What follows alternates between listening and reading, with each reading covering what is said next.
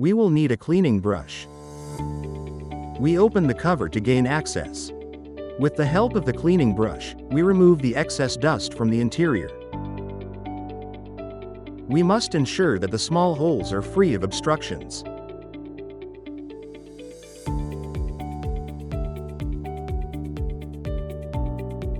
We also need to check that there are no dust residues in the corners.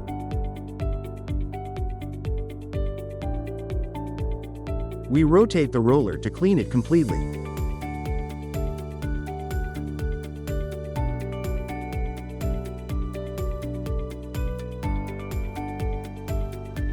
Once everything is cleaned, we close the cover again.